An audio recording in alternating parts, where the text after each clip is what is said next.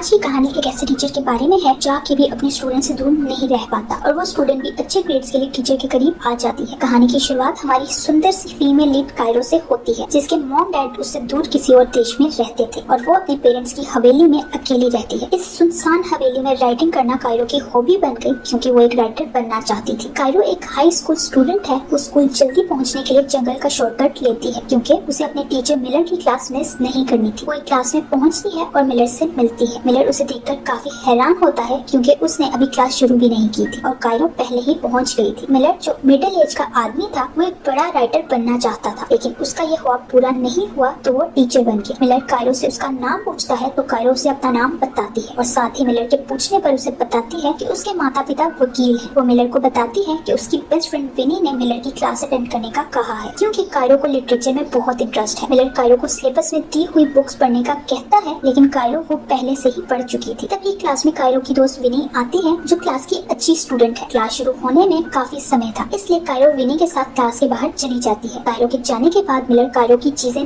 देखता है तो उसे एक अडल्ट बुक मिलती है। उसी वक्त क्लास में मिलर का एक दोस्त और स्कूल का टीचर बोरिस आता है जो मिलर के लिए कॉफी लेकर आया था। वो मिलर के हाथ से कायरो की बुक लेकर पढ़ने लगता है। इसी दौरान उन्हें कायरो के सामान में मिलर की लिखी हुई एक बुक मिलती है जो देखकर दोनों हैरान हो जाते हैं। मिलर जो शादी से पहले किताबें लिखता था, शादी के बाद उसने किताबें लिखना छोड़ दी थी, लेकिन अभी भी उसके दिल में राइटर बनने का सपना जिंदा था। रात को मिलर की पत्नी भी अपने काम में बिजी थी जब उसे पब्लिशर का मैसेज आता है। मिलर उसके लिए ड्रिंक लेने जाता है और फिर अपनी पत्नी के पास बैठकर उसकी अटेंशन लेने के लिए उसे बताता है, आज क्लास में एक स्टूडेंट मेरी बुक पढ़ रही थी। मिलर की ड्रिंक काम कर जाती है और उसकी पत्नी काम छोड़कर उसके साथ ड्रिंक करने लगती है। ड्रिंक के बाद जैसे ही मिलर बी के क्लोज आता है उसी वक्त बी को पब्लिशर की कॉल आ जाती है, जिस कारण मिलर का रोमांस खराब हो जाता है और उसका मूड भी ऑफ हो जाता है। अगले दिन मिलर अपने दोस्त बोरिस के साथ स्कूल के प्लेग्राउंड में बैठा था। वो दोनों सामने नजर आते जंगल को देखकर कहते हैं, ये जंगल काफी डरावना है। तभी उन्हें जंगल से कायरो आती दिखाई देती है जो काफी सुंदर लग रही थी। कायरो ने नाश्ता नहीं किया था, इसलिए बोरिस उसे बिस्किट ऑफर करता है। मिलर जो रात बी के बिहेवियर से निराश हो गया था, कायरो को बिस्किट खाते हुए गौर से देखने लगता है और उससे वो काफी अच्छी लग रही थी। कायरो बोरिस बिस्किट के लिए